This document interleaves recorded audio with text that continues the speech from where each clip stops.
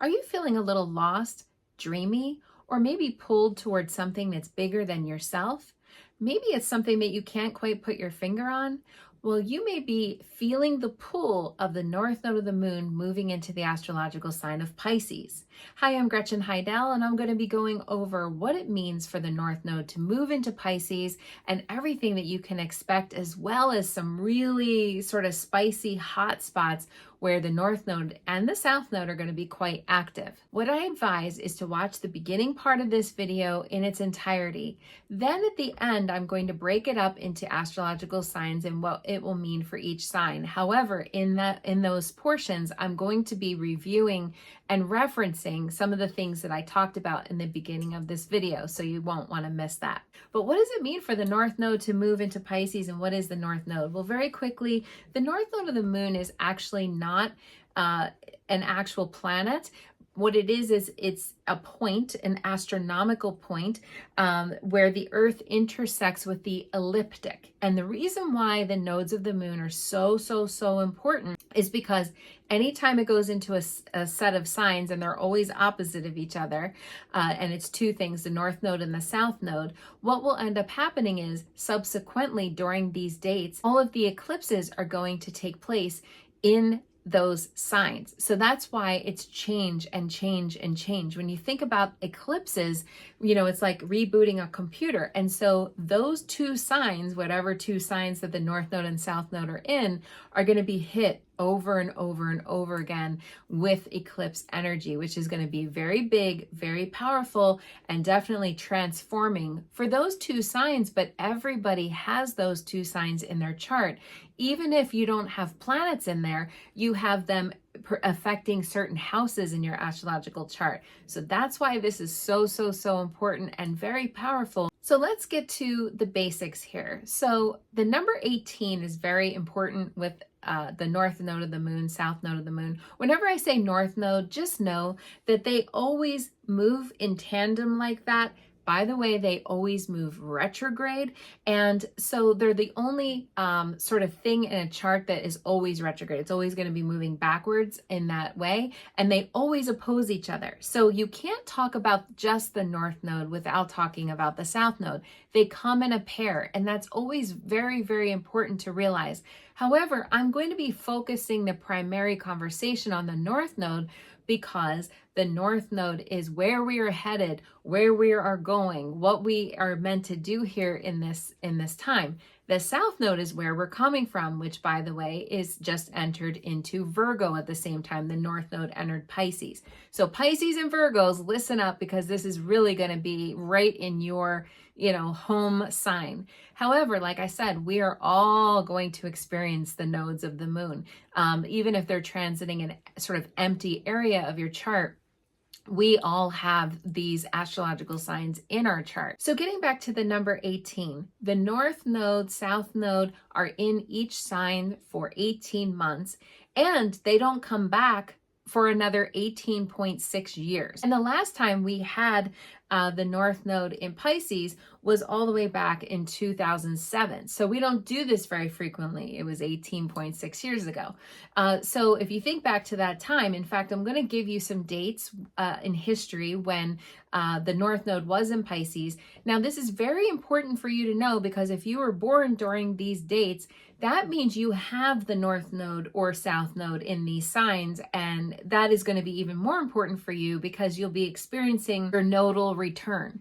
But also, what was going on for you during those years? Were those years hard? Were they easy? Were they filled with different things? Because we may be experiencing it's never the same. It's never coming back in the same way, but we may be experiencing sort of some elements of the last time that these, the nodes of the moon were entering these signs.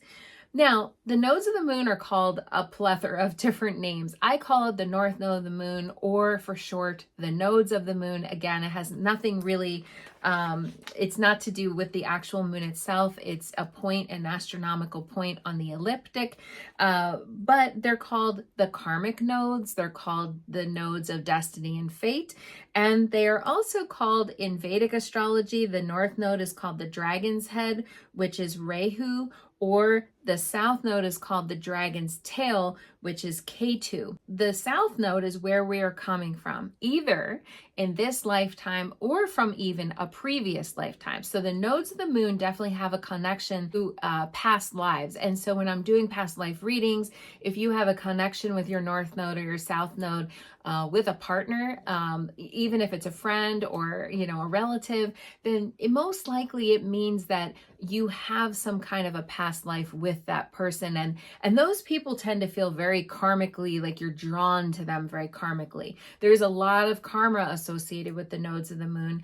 And so that is another aspect of this. Now, when we talk about the north node, which is where we are headed, remember the dragon's head is where we are headed, what we are meant to do now in this life, where the dragon's tail or the south node is something from the past, or something maybe that we found that was easy, or we already know how to do that. It's like the learning and the growing is where we are headed, and that's the north node, which is why I tend to call it the north node, because, you know, it's where we're headed and what we're supposed to be doing. There's big words associated with the north node, like fate, karma, destiny, you know, all kinds of. Destiny is a big word, you know, and so when we're thinking about it, you know, that's something that we want to keep in mind, that there's a lot of learning here, our soul's learning, a soul's growth that is supposed to be taking place. Now, we think about some of these things when we say that it's easy or that it's one's harder and one's easier. It just is what it is. You know, it's just something that we're meant to be doing, that we're meant to work on. Earth school is typically not easy, and so it's something that we have to work and strive towards. That's where we're headed. That is the north node of the moon, and that's what we'll be focusing on. So what I'm going to do is I'm going to present the dates, the last set of dates that the north node has been in Pisces, south node has been in Virgo. And I want you to listen to those dates. Maybe you know somebody born during that time. Maybe you were born during that time. They will be going through their nodal return during those times then, during this next 18 months that will be in Pisces. So just so you know, the north node did enter the astrological sign of Pisces on January 11th, 2025, and will stay there all the way until July 26th, 2026. We have this time now that we're going to be returning to Pisces and really sort of deep diving, but there's even more. There's more to come. There's a lot of astrological energies in Pisces, which I want to talk about, especially in the beginning of this cycle. This is a really powerful time. I want to go over the dates. The last time that the nodes were in this is between June 23rd, 2006, all the way until December 18th, 2007 was the last time that the node were in Pisces, Virgo. Then we go back all the way to March 1987 to May of 1989. Then we go back April 1969 to November 1970. Then we go back July 1950 going into March 1952. And then lastly, we have December 1931 all the way until June of 1933. So those were the last set, you know, almost spanning 100 years back to when the nodes were in these signs. And so we have experienced this before, you know, like I said, every 18.6 years, we've experienced the nodes being in these signs, Pisces and Virgo. However, this is a little bit different, and there's some special stuff going on with this particular set of the nodes, especially in the beginning. Why this is different and why this is so important is because, and I brought, you know, I like to bring props and and different things to show you. This is the current planetary layout as of the time of the recording, which is in February of 2025 here. Okay, so you can see, and I highlighted these in yellow, we have Venus in Aries. Here is the north node. It looks like a little upside down U. Neptune, okay, and then we have Saturn. These are all in Pisces except for Venus. However, Venus is going to be going retrograde, which means she is going to be backing up into Pisces. So we have like this cluster in the very beginning of this year in Pisces. And the reason why that is important is because we haven't seen this these set of planets doing this thing in this astrological sign, all these different. Last time was 1523 to 1524. That's the last time in history that we had Saturn, Neptune, North Node, and even Venus in Pisces. That was a very, very powerful and really influential time. That was a time when there was a big revolution, where there was an uprising of the Protestants. The Protestants were actually, it was called Protestant Reformation. And Martin Luther had written this book or whatever, and he was basically sort of inciting people to kind of uprise and sort of, and it was the Protestants were a form of Christians, and they kind of formed their own group. And then they had an uprise, and there was a lot of stuff going on. There was some wars during that time. There was definitely some disease. There were some things going on. So that was a very pivotal time in history, and going forward, that we are going to be having, not in the same way again, but there's going to be some elements to that. There seems to be a lot of stuff about Christianity right now on the news, and there's a lot of things going on. So some of this energy is sort of, like I said, kind of clustered in here, and these are all going to be kind of interchanging with each other. Like there's going to be a conjunction eventually between Saturn and Neptune, and then we got the North Node right now conjunct Neptune, and then we have Venus kind of conjuncting them. So really between the end of, or current time, I should say, of February, all the way until May, these planets are going to be clustered together, and they're not kind of budging anytime soon. It's going to be several months long of these planets. Like I said, Venus is going to swing in and out of that cluster as she goes retrograde and she goes back into Pisces. There was also a lot of creativity, music, mysticism, when I was doing my research for all these times of like what, kind of happened, because that's what astrologers really do, is we look back in time and history and say, okay, what happened then? And then we start to see some elements. Now, hopefully, there's evolution, there's change, there's like growth, there's learning, hopefully. And each time we go through these cycles, it evolves and grows in some way. So there's a lot of musical stuff. Even with Saturn in Pisces, there's a lot of musical association, and there was a lot of big things that happened during those years of when Saturn's in Pisces. Like the Beatles came out, Nirvana came out, Michael Jackson had his, Thriller came out. There was all kinds of things. So we could be seeing another resurgence of some musical stuff. I mean, especially with Pisces, you think about music. So it's not just these sort of things, but there's a lot of existential crisis with Pisces. That's what I see a lot of. Pisces is the ruler of the 12th house naturally in people's astrological charts. So we see a lot of, sort of religious things. We see a lot of spiritual things. We see a lot of beliefs. We see a lot of my God is better than your God, that whole thing.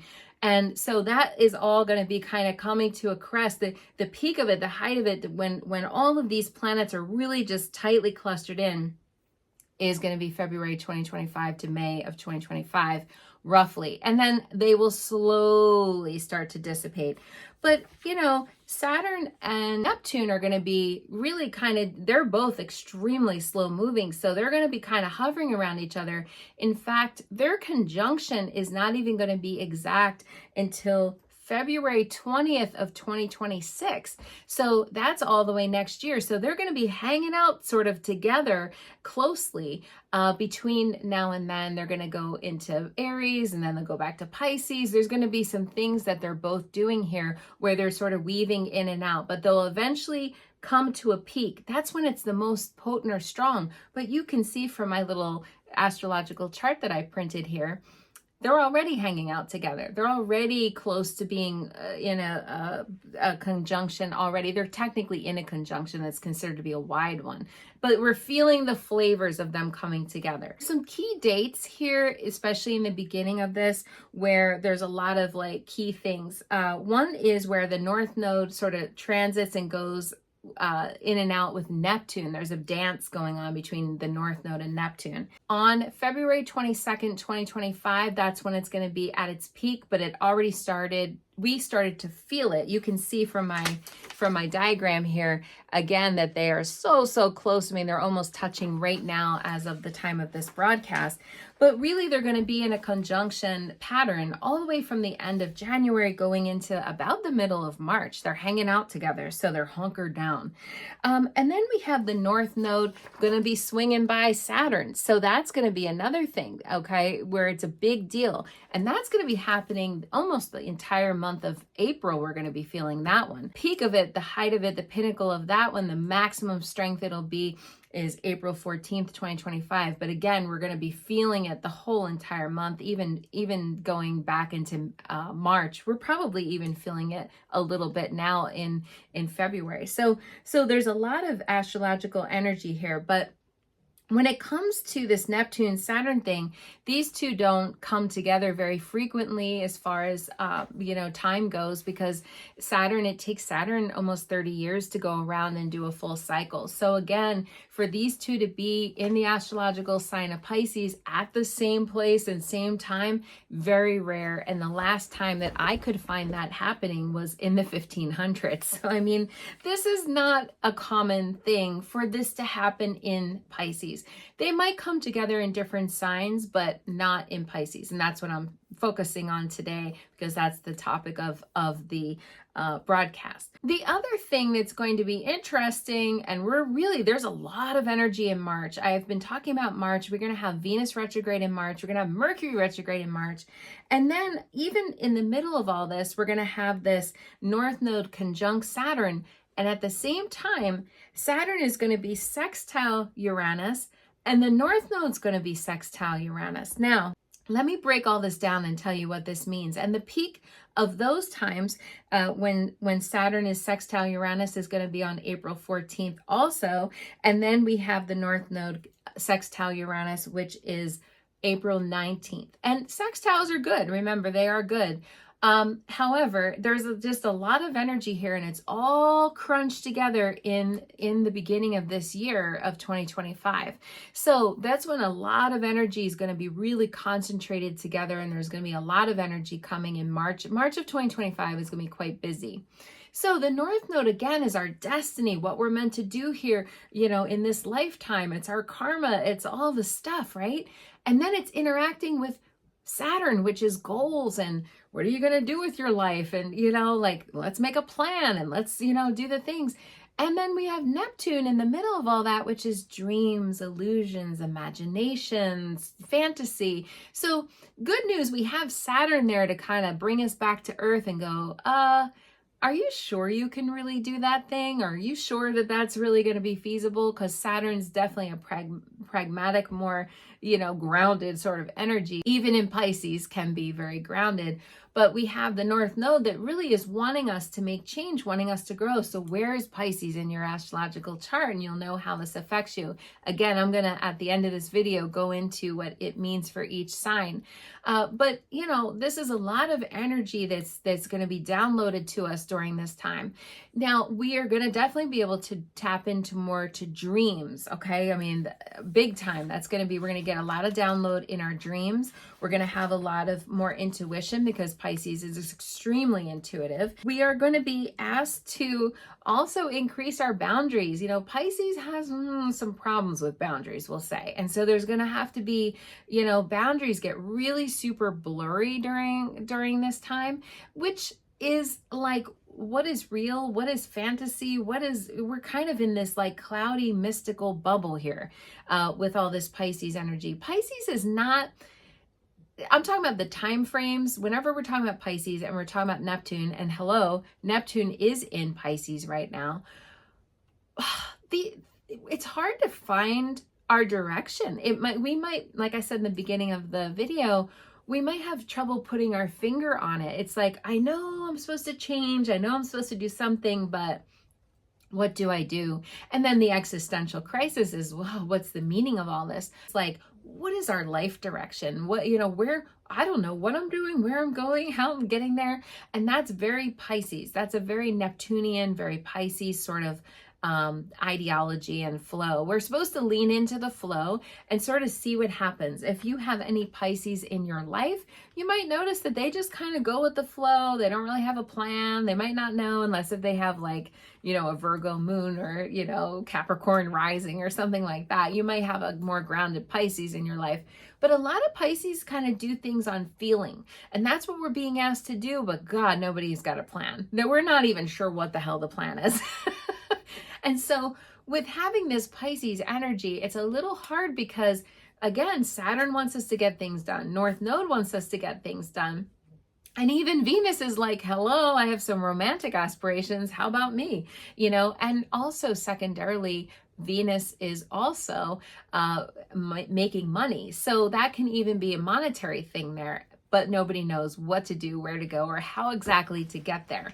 What I will say is that you want to treat this time as it unfolds, like I just kind of play it by ear and going into, and as you get downloads, epiphanies, ideas, inspiration, you might want to write them down. Anything that you're feeling strongly drawn to, intuitively speaking, you want to be able to do that. However, the hard thing that will be a little bit more difficult to accomplish is having these boundaries. Pisces and boundaries Pisces life lesson is boundaries. So it's a little hard because here we are, we have this, kind of like foggy, fuzzy sort of feeling and what's yours and what's mine, and we're not even sure. And so it's very sort of, dreams, illusions, but also Neptune can be disillusion and sort of, feeling like a victim or feeling like you're being put down. So we don't want that. That's sort of the shadow side of the Pisces energy.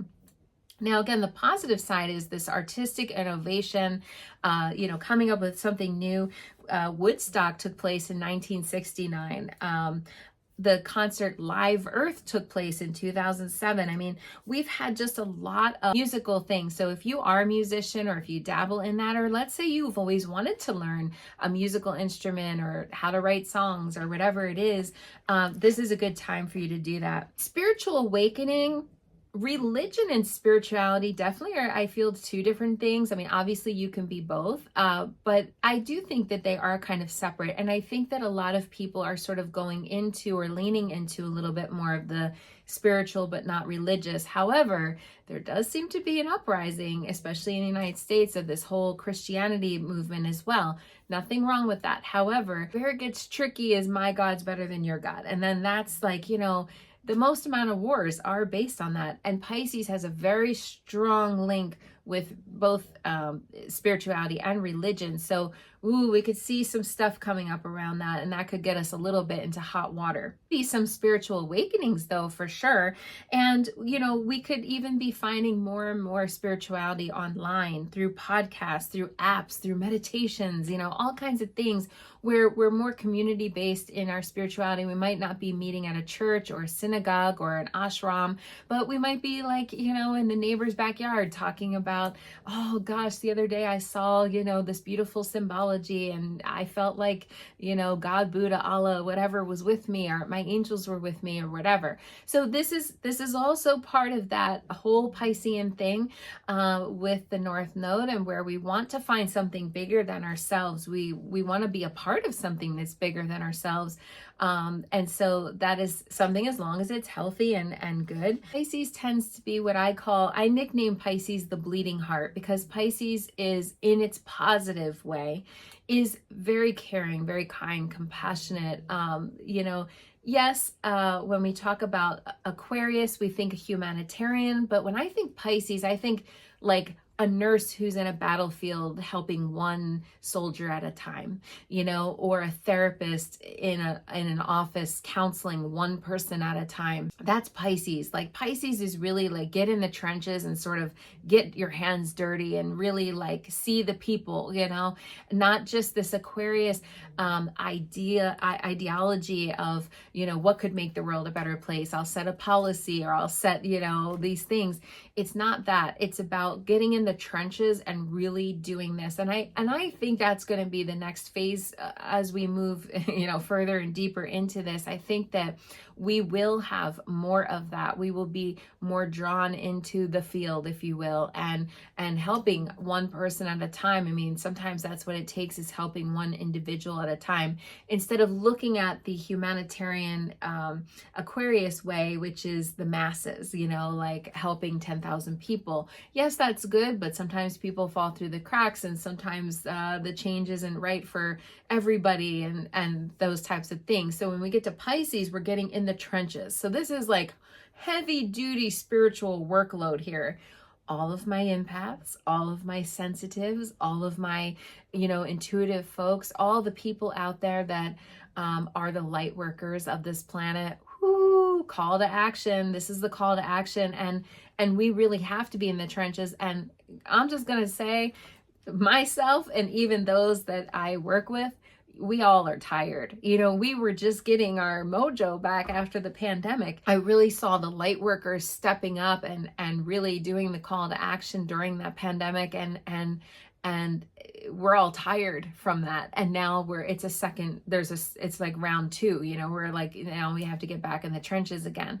So it's good to remember during this Pisces thing is protecting ourselves psychically, because it's hard. That nurse that's in the battlefield, that nurse is tired. Okay. They saw bloody limbs and they saw all kinds of things. And so, that's rough, or the therapist. I can't tell you how many therapists that actually come to see me as to work with me in reference to spiritual guidance, and they're tired. Therapists in this world are tired. The counselors, the social workers, the therapists, the teachers, everybody's tired. And so the light workers are being called to activate again and rise up again. And some of this energy is not easy energy. So psychically protecting yourself, remembering to dump out through the feet, going down into the earth, into the ground, out of the body. That's a good way to sort of dump, to kind of release, because we can't hold.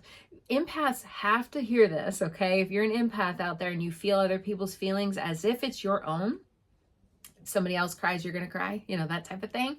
Oh, you can't carry that, and you can't process that for the person. You can't take their trauma and go, thank you, I'll take that, and because we, each and every one of us, have our own plan. Now we can help them with that, but we can't carry it home and take it home and snuggle with their trauma, because that doesn't work. Empaths love to do that, and it's something that we do quite easily, but it's not something that we're supposed to be doing. We have to kind of let the trauma be someplace else, and you can help them with that, but then you have to leave it behind too. You can't snuggle with that and make that better for them. That's their job and their work, and we all have our spiritual work right now, and it's not easy. Our spiritual work is quite difficult at this time. So in my research, I'm not talking politics here, but I am talking research here, and this is what history has shown us, and so I'm just pointing this out.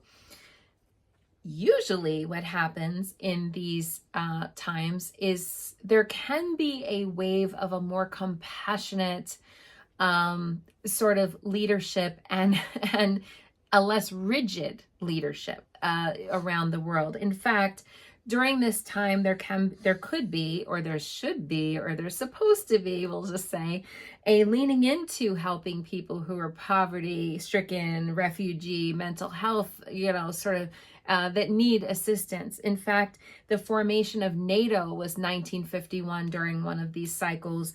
The UN refugee work, which is UNHCR, was formed in 1951. I mean, these are big times in history that I found that usually we lean into that. I don't know what's going on with the current thing. It seems like we're leaning away from that compassion, but I don't know. I mean, we'll see how this all shakes out. I pray. And again, being a light worker, I'm praying that we see there's got to be humanity here, and that we can lean into that. And the other thing is that's associated with Pisces. This is the shadow side of Pisces, but I have to talk about it because it's not one size fits all. And sometimes it's, light to dark and 50 shades of gray in between. And that is associated with struggle and sacrifice. Pisces is associated with struggle and sacrifice. I'm sorry. It's the last sign of the zodiac. It's the last house of the astrological chart and the wheel. And that is an area that's often associated with struggle and sacrifice. So these could be some of our hardest lessons yet. I mean, when we talk about Pisces, the last is not the easiest. The last is usually one of the hardest. In fact, when people have a lot of Pisces in their chart, they sometimes have heavier life paths, or they struggle a little bit more, or they have to do whatever because you're in the PhD program. This is like the mega, harder one than versus like third grade, so it's not to say that we can't achieve and have, good things happen during this time for sure, but there might be an increase of that as well. And that I have to address that because it's the shadow side of Pisces, although there are some really good blessings associated with Pisces. Typically, getting through that time, I don't know if any of you heard about a saying, there's no atheists in foxholes. That is a sort of really good mantra for this time. I think a lot of people are going to dive deeper into finding their version of God, whatever that may be. Hopefully not saying that everybody has to worship that particular God that they found, because that's when we get into some trouble.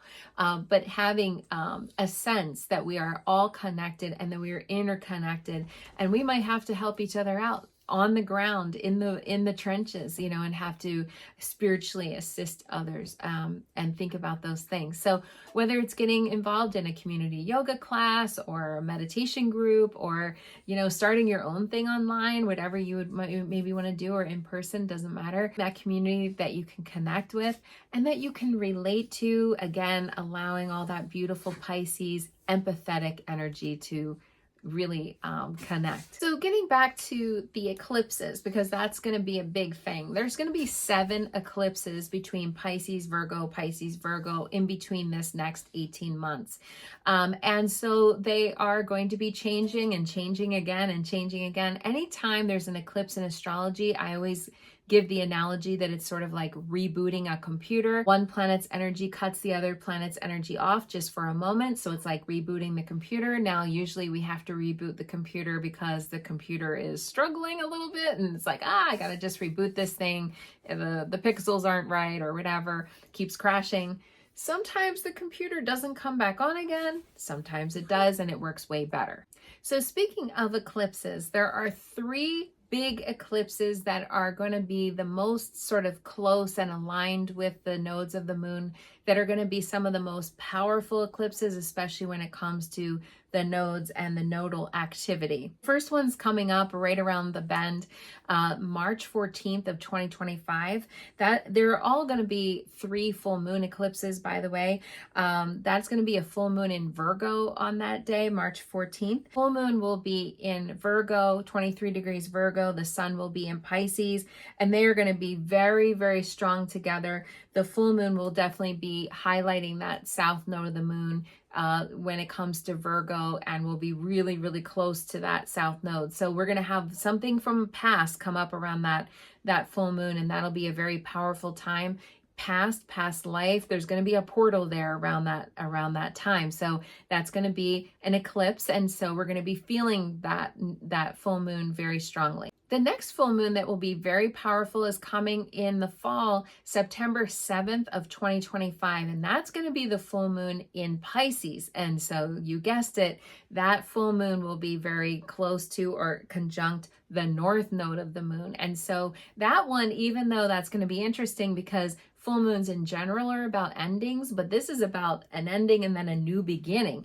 That's going to be very powerful. The sun at that time will be in Virgo, so the sun will be conjunct the south node of the moon, and then the north node of the moon will be conjunct the actual moon itself, and that's going to be a lunar eclipse during that time. Very powerful. So even though it's kind of like we have an ending on an ending with this March eclipse, the September eclipse is going to be a little bit different because it's like almost like an ending and then a new beginning. Like if you ever heard the expression, when a door closes, a window opens or something, that's kind of what this eclipse in September is going to be all about. And then last but not least, another extremely powerful eclipse during that time will be March 3rd of 2026 next year. And that is going to be the full moon in Virgo is going to be in alignment with the south node of the moon. And then the sun in Pisces is going to be in alignment with the north node of the moon. So again, we have the nodal involvement very close, very powerful. And that means, again, there's going to be some karma, destiny, fate, all the things mixed up with those three eclipses. And that's why those eclipses are going to be most powerful. However, there's going to be many other eclipses because, again, there's 7 total. But I wanted to pick those top 3 are really, really potent and going to be very strong when it comes to this nodal activity. Another element that is going to be also important is that the 2 big sort of powerful outer planets that are involved with all this, with Neptune and Saturn, even though this is not a video specifically about them, I want to give an honorable mention here. In March, Neptune is going to be 29 degrees, and in May, Saturn's going to be 29 degrees Pisces. That's the last degree of Pisces. And it is said the last degree of the last sign is one of the harder degrees because it's like it's an ending on an ending on an ending. It's like the last sign, the last degree, and it's like we're really wrapping up something. So there's a lot of powerful energy with that March and May, with Neptune and Saturn being in the last degree of each sign. And it is said that that can sometimes be bumpy. And also, I have to say, there's 2 things like I don't want to say honorable mention because it's not so honorable. The stock market could for sure be affected by this. Okay, just going to say that for sure. Neptune is the stock market. If you guys have been following me for a while, you know that. I talk about how Neptune is ruled by the stock market. And so there's that. And with Saturn being right up on Neptune, oh, yikes, that could be ouchy. The other one, I almost don't even want to say it out loud, but I'm going to cancel clear. Hopefully this will not come true, but we're already seeing sort of some signs and some things. This could be a disease. This could be the rise of something ugly. Sometimes pandemics start under this. Now, is it like the pandemic we just went through in 2019, 2020? Absolutely not. That was insane astrological stuff going on in that time that I have never seen in my lifetime. Just saying, it was really crazy. But Neptune and Saturn being together, that can be a little plaguey, a little something, and there has been so much talk on the news about this bird flu thing and all that. So I hope that that's not going to be quite as yucky as this was with the other one that we just had, but it's a mention, we'll say, that can sometimes be associated with that. So I don't want to dwell on that because that's not such fun news, but that is something that is associated with these signs. And certainly in the 1500s, they weren't very healthy back then when Saturn and Neptune were in these signs. Hopefully, because we have the north node of the moon there could be maybe a vaccine or maybe some kind of thing, new technology or a way of, keeping poultry or some kind of a thing that could be cutting edge. North node can often bring things like that, a breakthrough, if you will. So that could be the light that, is sort of involved with this. But again, it can get a little sketchy with those 2 planets coming together. Here's an interesting thing. The states in the United States, and I'm sorry if you're watching this from another country, I primarily focused on the United States, but the states all have a birth date. It's the time when they were formed. The state was actually created. And so there are states in the US that are Pisces, and some of those states might also be affected by this north node, south node situation, and plus with Venus and Saturn and Neptune. Oh my, with all of these planets affecting Pisces, these states in the United States are affected. One of them is Florida. Florida is a Pisces sun, Capricorn moon. So it is going to be one of the states that is going to be sort of on the news more. Maine is another one. Pisces sun, Aries moon is Maine. Nebraska is Pisces sun, Capricorn moon, just like Florida. Very interesting, but very different places. Ohio, Pisces sun, Gemini moon. Vermont is a honorable mention because Vermont is a double Pisces, Pisces sun and moon. So for those people who live in Vermont, there's a lot of things going on in Vermont right now, and there's a lot of changes, shifts, and all kinds of things. Interestingly enough, Virginia is a Cancer sun with Pisces moon. So is North Dakota. South Dakota both have Pisces moon. So those are a little bit honorable mentions. But the one thing I found very interesting is Washington, D.C. itself is a Pisces sun, Cancer moon. So Washington, D.C. is also affected by this Pisces North Node energy. So there's a lot of not even just the North Node. Again, all of the different planets in Pisces are really bearing down. Remember, Saturn's our life lessons. We got a lot of life lessons going on in some of these states for sure. So just remember, as you're walking through life, as you're navigating the next 18 months with this energy going on between the North Node and Saturn and Pisces, especially in the beginning, but then, the North Node will continue in Pisces. 2025, I'm calling 2025 the year of the preview. What is going to happen with all of the outer planets, except for Pluto, which already kind of started this process in 2024, going into 2025, the planets are going to give us a preview of the next sign and then move back. So Saturn's going to go into Aries, then move back to Pisces. Uranus is going to go into Gemini, and then move back to Taurus. Okay, and they're all going to be doing this. Neptune's going to go into Aries, then go back to Pisces. The only one is Pluto. Pluto already went back to Capricorn in the fall and then now is full-time in Aquarius. So I'm calling it the year of the preview because we are going to see the next cycle a little bit. We're going to, okay, this is coming. And what's going to happen is they are going to move full-time into the next sign next year in 2026. So we're getting an appetizer, a little pre sample of what this next cycle is going to be. And whenever all of the outer planets move at once, even Jupiter is going to be moving into Cancer out of Gemini. That means there's a lot of change coming. And because some of these cycles, like Neptune only changes signs once every 16 years, Pluto only changes signs once every 15 to 20 something years. I mean, some of these planets don't move very frequently, but all the outer planets are moving, which means we have a gigantic ripple of change coming. So what can we do with change? First of all, believe in yourself. You've gotten through cycles of change before. Believe in yourself. The other thing is, with this Pisces energy, let's go into the flow and sort of see what happens. I think a lot of people are doing that. There's obviously not just here in the US, but even around the world, there's a lot of ripples of change. And there's not much we can sort of do about it. We're like leaning in. We're just kind of waiting to see what's going to happen, where everything is going to be ending up. And so we don't really know. We're not going to know this year. This year is kind of this year of we're just getting glimmers and previews of, again, the next cycle. So this is a lot of change. There's going to be a lot of ripples and waves of change going out into the world. So that's exciting. And so the key is with this Pisces, go with the flow. That is really I feel like go with the flow is Pisces mantra. And so lean into the change, have faith in yourself, believe that you can get through these things. I mean, it's all that kind of stuff. So now what I'm going to do is I'm going to go through the astrological signs in pairs, because again, each set of sign is going to be experiencing these, as a team, the North Node, South Node. So I'm going to do them in pairs because this is how they'll be affected.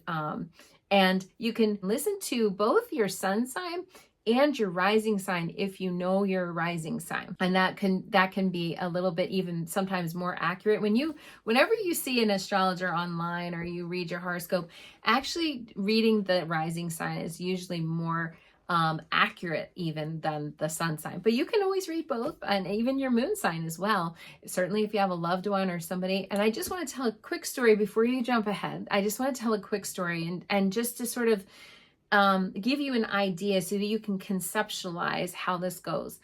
In 2024, I made a big, gigantic, huge life decision to move out of my home state into a state where I didn't know anybody. I didn't have any friends. I didn't have any family there. I didn't even have a job there, but I always wanted to move there. Even from childhood. From childhood, I always was enamored with New England, and I knew that I didn't want to be in my home state. So I wanted to move, and for sure, it was something that I felt deeply connected to, was the state of Vermont. So in 2004, I made the move, and I want to explain to you how my chart looked at that time based on the nodes of the moon, north node, south node. And obviously there were other factors too, but those were two big things going on in my chart at the time. The south node of the moon, remember, the south node is your past life, something that you've already done before. Well, I just got done telling you, as a child, I would vacation in New England. So that was from my past. Well, I wanted to move to Vermont. That was my big, big goal. I ended up moving to Vermont, but the north node of the moon was in my area of career. So I had to get a new job, right? So do you see how both things changed for me? I got a new job and I got a new residence and I moved into a new state. The south node was the thing from my past that I really wanted to do. I had always wanted to move and be up in New England, and specifically Vermont, because I fell in love with Vermont, and Vermont was like a place that I always really resonated with. And so that was the south node. The north node is, where are you headed? Something new, something you got to do. Well, I ended up getting a different job. I was doing the same career, but obviously I was doing it in a different place, a different location, a different area. And so I, at the time, was selling real estate, and I had to go get a new real estate license. I was licensed in the state that I came from. So then I, had to get a new license, a new office, new everything. And so those two big areas were affected, the home and family area and the career area. And both of them were very active for me. And so when you're listening to me talking about the north node, south node, always know that they move in tandem, and they are always going to both affect you. Both of those areas are affecting, even though one is where I'm coming from, the other one's where I'm going. Okay, fine. And that's good. But both things are affected at the same time. So when you're listening to that, I want you to keep that in mind. Okay, so the first people that I'm going to talk to are Pisces and Virgo, because again, you're in the heart of this, and this is your time. This is the north node, south node in your signs. And so you are going to be in the heart of this, and you're going to be feeling this very, very strongly. So if you have your sun sign or rising sign in these signs, this is something for you to listen and pay attention. The north node, Pisces, is going to be in your area of self-awareness, paying attention to who you are as a person, who you are in general, having self-confidence. Almost every Pisces I know struggles a little bit with self-confidence. So this is a time for you to really, really follow your North Star, follow your goal, your plan. I mean, you have been really, really struggling and planning and potentially even maybe having some money stuff going on, Pisces. So now is time to really believe in yourself, double down on you, invest in you. You've taken a few hits over the last couple years, and so this is time for you to shine and for you to really get your self-confidence back. Maybe even, I don't want to say it's a shallow thing, but maybe even like a new hairdo or like a different outfit or, getting into shape or whatever thing it is. This is really time to lean into that stuff and to remember that you are, very important. And a lot of Pisces don't really super love being in the limelight and love having a lot of attention, but you deserve it. You deserve to be happy. You deserve to have some attention, some affection, and all that. Now, the south node of the moon is going to be Virgo, and Virgo, you guys are going to be dealing with relationship stuff. So where Pisces is kind of like, who am I? What am I doing? Where am I going? Where we're coming from is this relationship department. And so Virgos specifically, you're going to be kind of thinking about yourself as a duet, a partnership, working with another person, compromise. Oh, Virgo doesn't love compromise, but there's going to have to be some compromise here. And remember, both sides are affected. Virgo, you're going to have to learn some self-confidence too. Again, Virgo doesn't love being in the limelight as much either. So it's really something that that both of you really need to focus on. There's not a sort of right or wrong here. It's like Pisces, yeah, you got to lean into being you, boo, and you have to, you know, remember Pisces, you guys a lot of times lose yourself in relationships, but so do Virgos. I meet a lot of Virgos that lose themselves in relationships. And so you got to remember, Virgo, to trust yourself, trust your inner feelings. Virgo, you have to really work a lot more on your intuition. A lot of Virgos are very intuitive, but you guys a lot of times don't listen to your intuition because you're thinking, that's, you know, that's kind of, you know, woo-woo or something. But no, this is a time for you to really, like, if you get a feeling, Virgo, is to follow the feeling and follow your hunches about things or your gut instinct about things. Speaking of your gut, Virgo, okay, watch yourself. Virgo is the gut, and so there's a lot going on there. Pisces is the feet and the lymphatic system. So we got, you know, these two are kind of activated. Again, they're both activated. So you can't look at one or the other. They're both activated. So there might be some relationship stuff for both of you. There might be some self-confidence stuff for both of you. Both of you have, you know, kind of where you're going. Virgo is toward the relationship stuff. Pisces is remembering who you are as an individual, an autonomous person. And so those are two big lessons for both of your signs. And yeah, there's a lot going on in both of your signs. You're going to get a lot of these eclipses, and there's going to be a lot of rebooting yourself. And who do you want to be? Like, where do you want to go? Like, all those things. And follow your intuition, follow those hunches, because for sure, this is something that's going to be really meaningful for both signs. So I'm going to pull cards again for both signs here. What do you need to know during this Pisces North Node, Virgo South Node? What do we need to know? Okay. Oh, this is great. Hanged Man.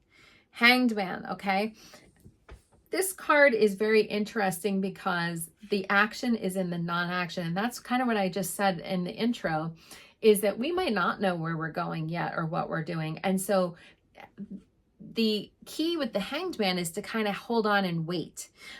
Wait until you're feeling the feelings. Wait until you're, you know, guided. Wait until the opportunity is presenting itself. Now I'm going to pull another angel card. What do you need to know about this time? Okay. Again, wow. I can't have gotten a better one. Archangel Michael, remember who you are. Both of you remember who you are. Archangel Michael, you are a powerful, loving, and creative child of God. You are very loved. And then I'm going to pull an Archangel Gabriel. Gabriel was the messenger, and I love these cards. What is important for both of your signs to remember? Yeah, you guys, you know, remember, you did lay a lot of groundwork in the last cycle about prosperity, about money, about making money decisions. And so your actions have resulted in incoming abundance. So maybe it's payday for you guys. Finally, after the last 18 months that you've been putting all that hard work into the money department, you know, you get a little bonus. So I hope that helps, and good luck in the next 18 months. Hope that helps. So the next set of signs that I'm going to be covering are Aries and Libra. So if you have a sun sign or rising sign in either of those signs, listen to this portion of the recording. Okay, so you guys, Aries, Libras, and I say we because I'm an Aries sun sign. Woo, there's been a lot going on. You know, we've had a lot of times of like sort of thinking about who we are as people and how we fit into a partnership, or how, if we better off single, or are we better off on our own, or partnering, even a business partner, or a relational love partner. But that's where we are coming from, and where we're heading now is into this time of contemplation. Especially Aries, you're going to be contemplating, you're going to be sort of praying, meditating. It's all the Pisces stuff. In fact, it's moving into the Pisces area, and we're going to be really leaning into spiritual practices. What is our relationship with ourselves, God, the universe, whoever we pray to, all those things. So with having this energy is like we're going to be getting a lot of rebooting. There's a lot of things going on behind the scenes, especially for Aries, that has really been maybe not a lot of people know about, or that there's like some stuff that they're working on, Aries. So there's a lot of things here that we're going to be sort of practicing and whatever. As far as Libra goes, Libra is going to be working on their health, okay? How they take care of their health, their body, their healthy habits. For Libra, you have been spending a lot of time in relationships where you're kind of giving and giving and giving, or in a partnership, or in, a best friend thing, like in a close personal thing. Libra, sometimes you guys can be a little bit, get over giving, overly involved in another person's stuff. And so this is time to reel it back and to focus on yourself, and to really lean into your practices of how you do things. Both signs can have sort of, I don't want to say issues, but interactions with coworkers, sort of be thinking about service to others. Both signs can be thinking about that. And Aries too can be thinking about some health things. Aries is the head, and sort of can be migraine headaches, can anything to do with the head. And Libra is the kidneys and low back, thoracic to lumbar spine. So, we got to take good care of ourselves, and we got to make sure. Aries is a little bit more in the area of the rest and relaxation area, where Libra full on is in the drink your smoothies, eat your salad, go for a walk, whatever thing it is. You guys really have to learn how to take care of yourselves, because again, you tend to put other people in front of you and concentrate on what other people are doing. So this is time to reel it back and really focus on how you take care of yourself, because if you don't, or if there are problems that you've been ignoring, now is the time when things can crop up. Okay, so we don't want that to happen. Cancel, clear. We don't want any of that to happen. We want to make sure that we're really leaning into that. There's going to be a little bit more of a focus on co-workers and how you work, Libra, like where you work, your work location, all that kind of stuff. Where Aries is going to be a little bit more in this like kind of hidden department, working behind the scenes, making changes. There's going to be a lot of changes behind the scenes for both signs. But Aries particular is going to be really working on that hidden stuff. And so we want to make sure that we sort of suss out those two things. And Aries too, you have to make sure you get enough rest. Aries likes to go, constantly be on the move, and that can be a thing. Libra, you could really get a raise, a promotion, or some kind of, you're going to be working really hard during this next 18 months. There is going to be a lot of work for you to do, Libra. And you could end up getting, some kind of kudos, raise, promotion, some kind of, new work situation. Maybe even if you're starting a new business or something, that could go really well. Where, like I said, it's not that Aries can't accomplish things. It's just a lot of things are happening behind the scenes, and it might even shock people when you come out with your announcement, like, I was working on this for a while. People are gonna be like, whoa, I didn't even know, you didn't tell me, whatever. But there's a lot of like hidden stuff that is being processed by both of these signs. Both of these signs have to kind of dig in deep to spiritual practices and sort of asking. If you need to ask for help, Libras and Aries do not, neither sign like to ask for help. And so if you need to ask for help, this is the time to do it, because literally nobody realizes, I think everybody's so busy right now, nobody's realizing that these two signs kind of might need a little extra assistance. And so if you need that, then that's time to go ahead and explore that. So I'm going to pull some cards for you, Aries and Libra both. What do you guys need to know about this cycle? What do you need to know? There's a lot of energy around this. Okay. Oh, this is perfect card for both signs. Temperance. Temperance. You need to walk the middle ground. Both signs don't like to do things, you know, halfway. Both signs like to be able to go all in. Both are cardinal signs. Okay. So, you know, this is going to be affecting you, that you have to walk in the middle way. Like you can't go all the way one way, all the other way, the other way. You got to go in the middle way. There's progress to be made here for sure. It's just moderation. Think moderation in the middle, you know, think about doing, you know, there might be 2 steps forward, 1 step back or whatever, but as long as you're making forward progress, as long as you're putting one foot in front of the other, you will be fine. So now I'm going to ask, what do the angels need us to know? This is the Archangel deck. What do the angels want us to know? Oh, see here, we got Aries and Libra, relationship harmony. Okay. Archangel Raguel, we angels are opening the hearts of everyone involved. Arguments and conflicts are being resolved now. And that can not only be, like I said, romantic relationships, but also it could be relationships with coworkers or people that you have to kind of work around or work with.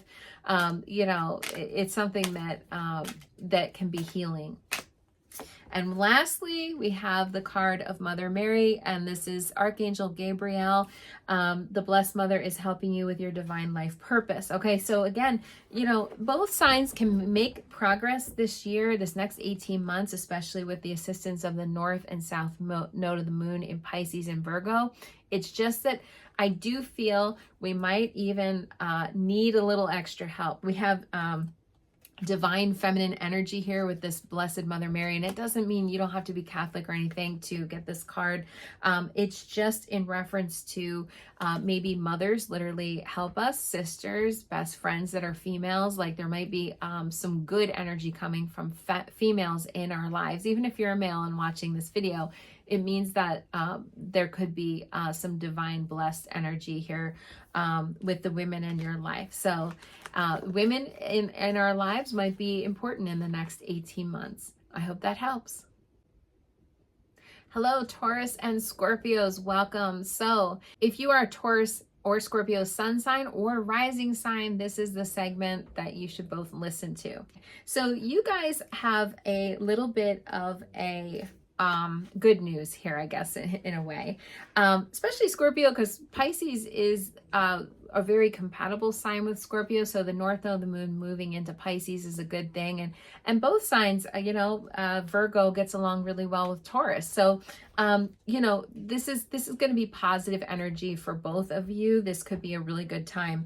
All right, so where you're coming from, where you've been, where the North node, South node were in areas that wasn't necessarily fun. It was like kind of like your day-to-day activities, your health, you know, working behind the scenes, homework, all that kind of stuff. It's been a little bit of a struggle bus to get things done, especially Tauruses. There's been a lot of change, okay, in your astrological sign over the last 5 to 7 years with Uranus being in Taurus. There's been a lot of like waves of change through your sign.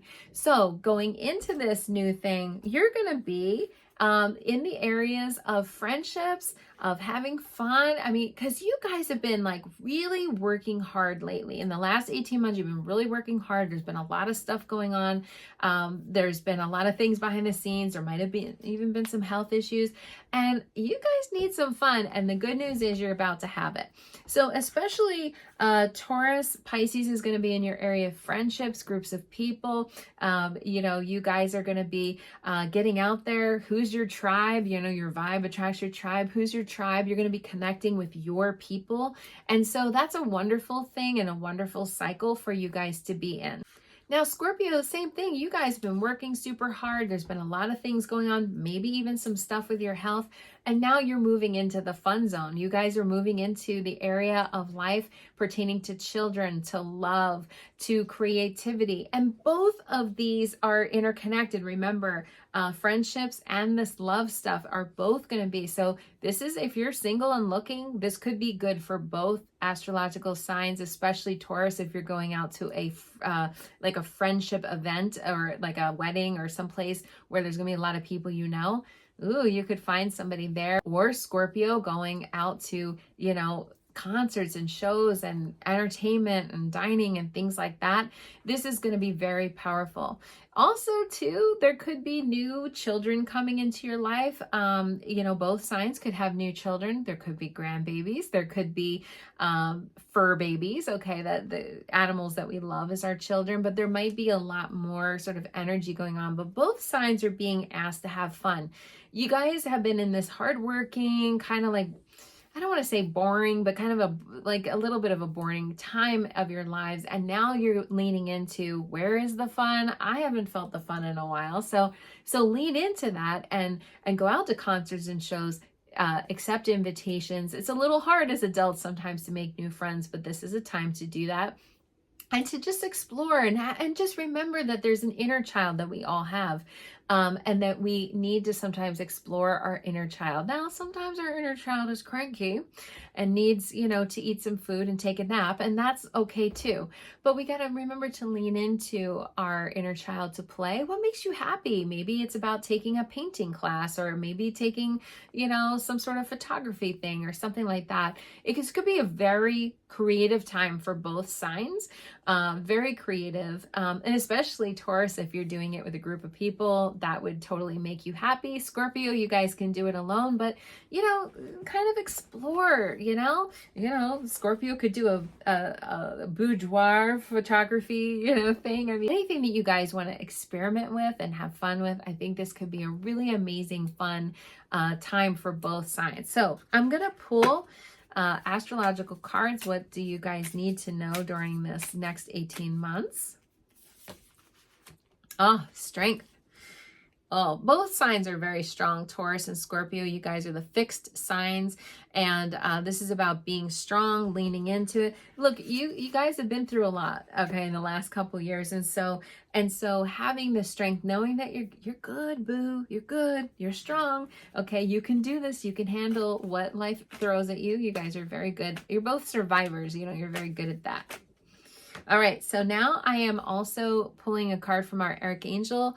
Hello from heaven. I love this. So somebody out there watching this needs to have this message. If you're watching this section, Archangel Azrael, your loved ones in heaven are doing fine. Let go of worries and feel their loving blessing. So if any of you have experienced loss, and you're wondering about your deceased loved ones, your ancestors, your spirit guides, your I call them the spirit team.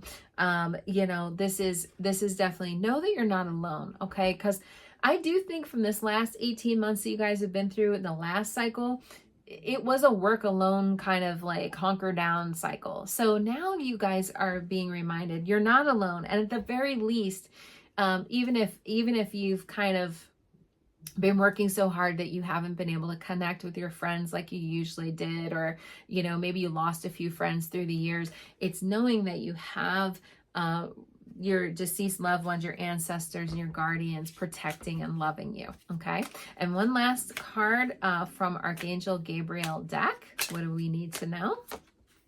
Oh, ask for what you want. Ask for what you want.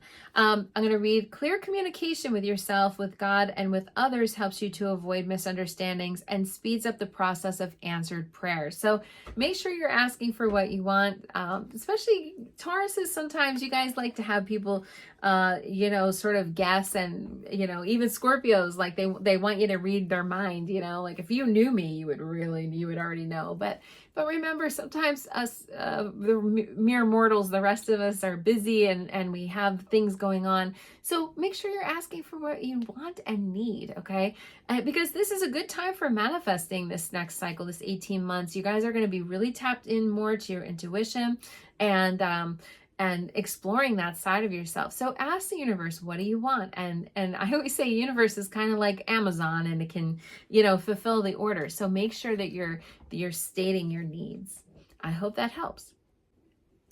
Gemini, Sagittarius. If you are a Gemini sun or Sagittarius sun sign or rising sign, welcome. This is your segment of the video. Okay, so you are the other set of mutable signs. So Virgo and Pisces are mutable. Gemini and Sagittarius are mutable. sometimes the other mutables will challenge each other, okay? And so sometimes that can be a little bit of a not as sort of easy energy. Where you are coming from is actually not a terrible place. In the last 18 months, you guys have been working on your tribe, building your connections with people, trying to reconnect with what makes you happy and trying to have fun, trying to remember. But I will say too that you guys have been doing a lot of like work on yourselves. There's been a lot of like sort of inner reflection and inner work happening. So when it comes to where you're headed, now you're really going to be in the work, and you've made a lot of changes going into this time around your work, but there's more sort of changes to come. Now, especially Gemini, you're going to be really focused on work, career, building yourself. You've made a lot of changes going into this, and you're going to continue to make changes for the next 18 months. There's going to be a lot of work stuff happening. Now, I'm using the word change. Change doesn't have to be a bad thing. It could be that you have to adjust to getting a raise and a promotion.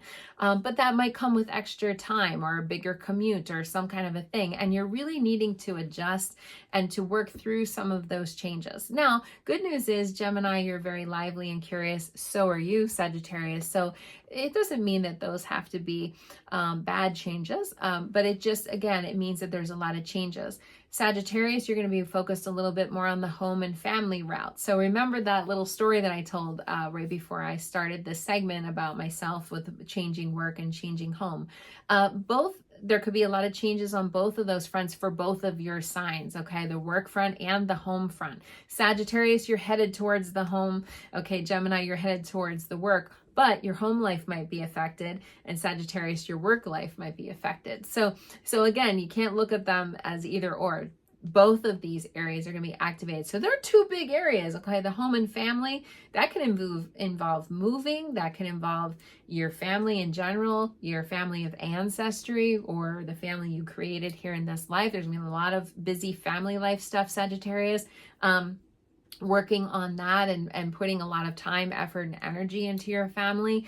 And that might make your work suffer. And then vice versa, Gemini, you might be putting a lot of work and time in at the office, but then your family life suffers. So having that work-life balance thing is not, I think studies have shown now that that's kind of a fallacy. That's like a fantasy, that all of us have work-life balance. I think it's something we strive for and something that we, want to do, but it's a little hard. So there's going to be changes on both fronts, and there's going to be a lot of effort and energy that you're going to put into both of those departments. And it's a little hard to balance those two because they're two big areas of life, I feel. So it is a hardworking time. It's a time where you could change your real estate. You could paint your house. You could move. You could buy a condo. You could do whatever kind of thing and explore that. Also might be affecting your job and how you do that. And that could change too. So there's a lot of things going on right now in the next 18 months during this time. Again, the last time this happened was back 2006 to 2007 for you guys. So you might want to think about what was going on in that department during that time. And so I'm going to pull some cards for both of your signs because there's a lot happening. You two have very big area, work and home. I think are two very, very big areas. So what do you need to know? Ooh, High Priestess. High Priestess. Okay, great card.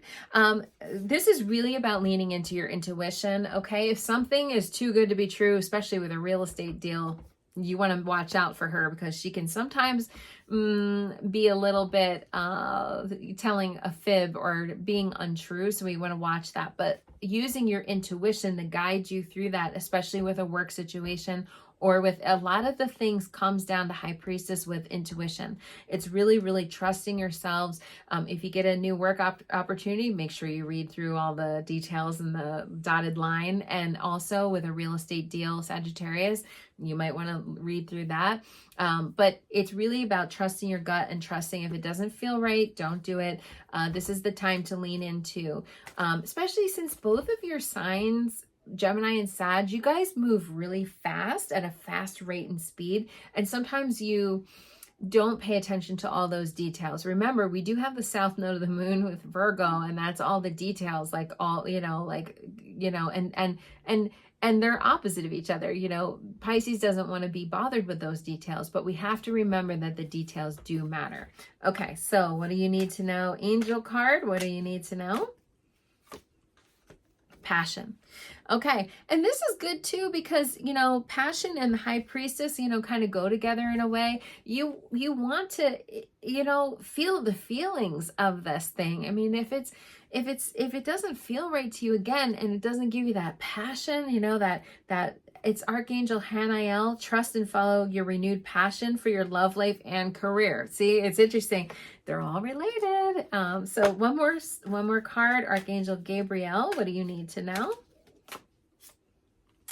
Sensitivity. Okay, sensitivity. So your sensitive feelings are your muse and inspiration for your creativity. Okay, so this is about paying attention to, again, your feelings. That's what I'm really feeling. Both signs, you both move fast, so sometimes you got to slow down a little bit and really listen to your gut, really listen to your intuition, and that will guide you. Hope that helps. Okay, Cancers and Capricorns, this is your segment. If you have Cancer or Capricorn sun sign or rising sign, this is the segment for you.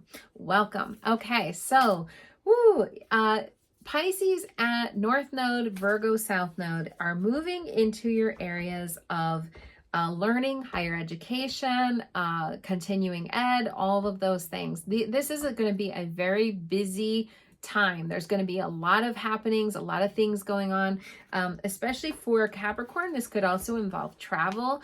This could also involve legal endeavors. This could also involve learning about advertising, marketing, or publishing, if that's something that you do for your job, international affairs, or just even traveling for leisure.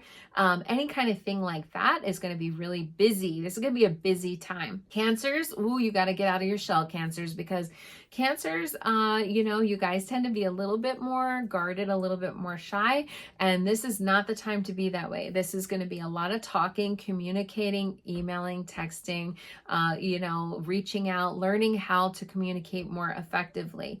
This could also bring about things involving or pertaining to a sibling, a neighbor, or a cousin, some kind of a thing like that. And also, this is the area potentially of second chance marriages for Capricorns. If you've had more than one marriage, this is a time when you could get remarried.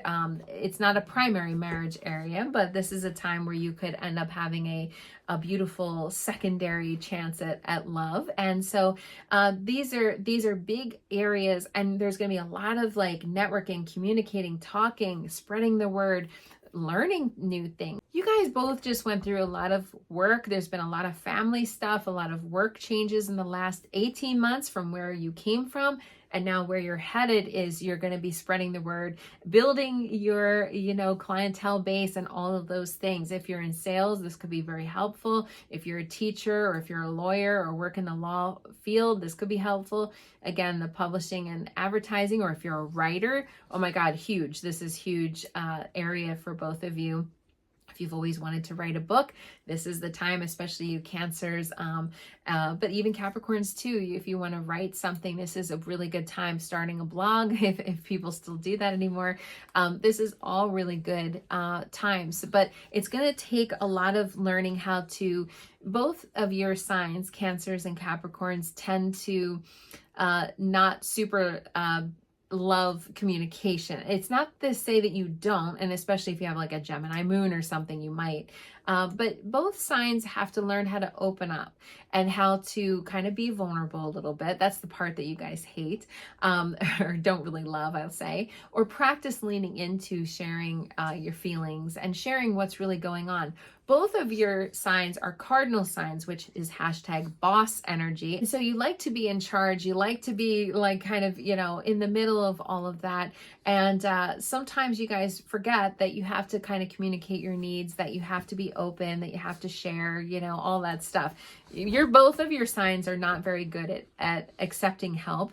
You're better at, giving the help and reaching out and doing that. So this is a time to kind of be a little bit more open, vulnerable, and really communicate. What do you need? What do you want?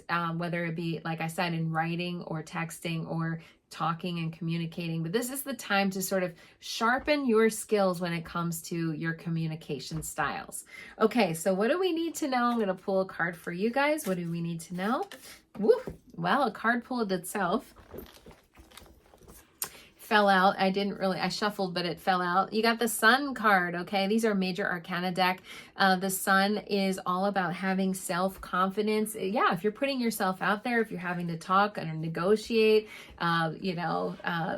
negotiate contracts. When I say legal, people get scared, but hey, you have to hire an attorney to buy a house, or you have to get a legal document if you want to have a marriage. There's a lot of aspects of legality. So if you want to be able to do those things, or if you need to be able to do those things, it's all about having belief in yourself, standing up for yourself, and really just focusing on you. The Sun is about having confidence and to have belief in yourself.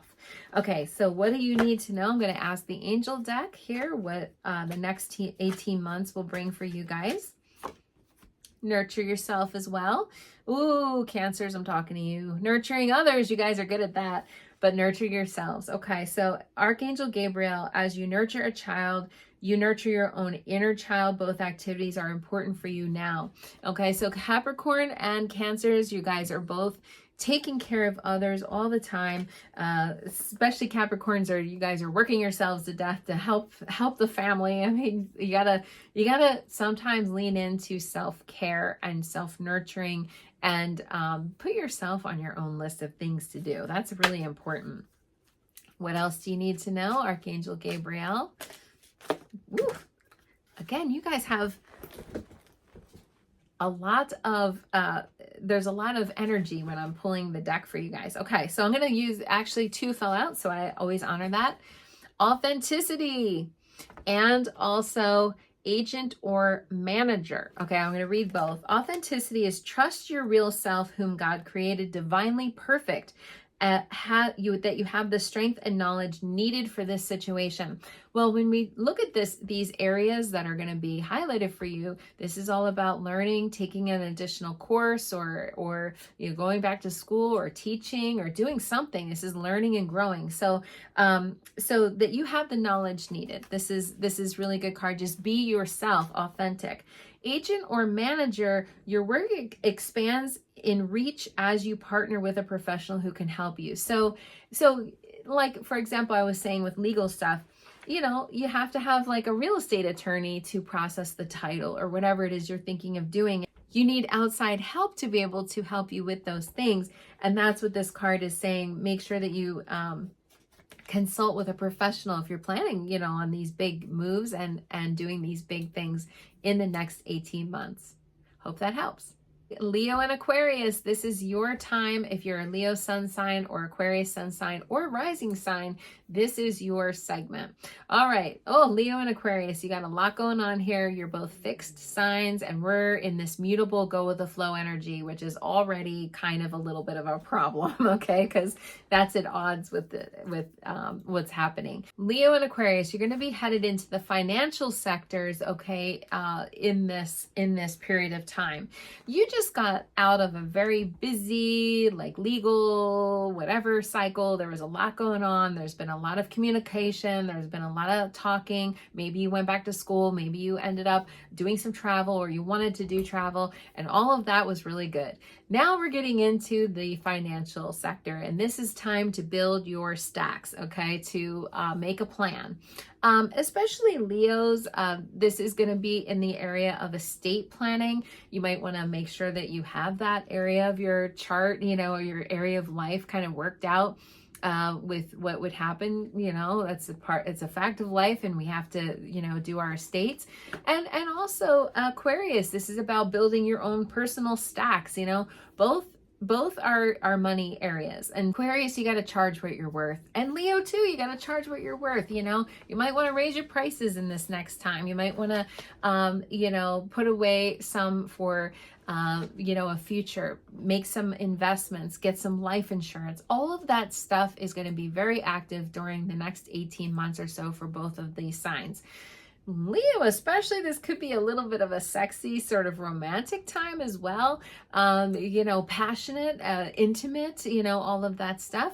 And Aquarius, you're kind of like learning about your own self-worth again. You're leaning into your self-worth and, again, charging what you're worth and all of that is a really good thing. What do you value, Aquarius? What is your value? What do you value and what is your value? Both signs are dealing with both of these things. Aquarius is a little bit more challenged in the sexy department, I'm sorry to say, but you never know. Sometimes opposites attract and there can be a pull there and there can be some stuff going on. But really, this is the time of planning and handling your money sort of issues and your money programs that you have running behind the scenes, but also your actual money, like watching your bank account hopefully grow. And if not, if you've been a little self-indulgent, both signs can kind of treat themselves a little bit too much. So, if you've been a little self-indulgent lately, you may want to reel that back somewhat, but this is time for you to shine and to really invest in yourself, invest your money wisely and all that good stuff. So this is big money time. Now, most of us, not all of us, but most of us have to work to make money. So this might also secondarily trickle out into both of your professions, Leo and Aquarius. You may have some opportunities here, but you're going to have to really, kind of get yourself positioned in the right place at the right time. And that is a very important thing. All right, so I'm going to pull some cards. What do you both need to know during this exciting time, next 18 months of Pisces and Virgo? Ooh, the Star. Ooh, that both of you guys love the Star. The Star is good for you. Okay, this is all about getting out there. This can be accolades, awards, raises, promotions, all those types of things. But now's the time to shine. It's not a time to hold back. You want to shine brightly. Look at that beautiful, connection there that she has to the universe, to God or whoever you pray to. This is the time to really tap in to that beautiful energetic energy that's going on right now in that Pisces and Virgo time. And I'm going to pull another card, Archangel deck. Okay. All right, career transition. Okay, so some of you might end up either changing your actual career, or you might end up changing the way you do your career, the way you work. There might be some changes there. And some of you, Aquarius and Leos, you guys can be pretty entrepreneurial, and you like to have, especially Aquarius likes to be cutting edge and likes to sort of dip more into the technology side of things. Archangel Chamuel, your life purpose is triggering a blessed career change. So this is all about you guys having, I was just saying, some of this money stuff is coming in reference to maybe you're taking a retirement, maybe you're taking, some kind of thing, but whatever is going to end up happening, it might actually be fortuitous. In other words, it'll be something that is positive. Let's see what the Archangel Gabriel deck has to say about this. What do you guys need to know for the next 18 months? Okay. Oh, here we go. Allow yourself to receive. Okay, not only giving out money, but receiving money here. Open your arms to welcome the blessings and answer prayers that God is sending to you. So look, sometimes that can mean that you're gifted money or that you come into some money in some way, shape, or form. Hopefully it's in a nice, positive, healthy way. And that, allow yourself to receive. Maybe somebody wants to give you a loan, or maybe somebody wants to, that's another good thing. Like if you have to apply for a mortgage or a loan or a credit card or something to help during this time. This could be beneficial time for both of those things, any of those things pertaining to the financials, as long as it's made in with a prudent sort of grounded thing, which, Leo and Aquarius sometimes can be a little wanting to sort of indulge in some nice things. So just make sure that you're doing it in a good way. But yeah, finances are the next 18 months of lessons and learning. Hopes that helps. If you all watched to the end, I want to say thank you so much. If you're looking for a personalized astrological session, go below. Make sure that you like and share this broadcast so that it gets out. It's a very important message. And go to my website, GretchenHeidel.com, for more information about my private sessions. Namaste.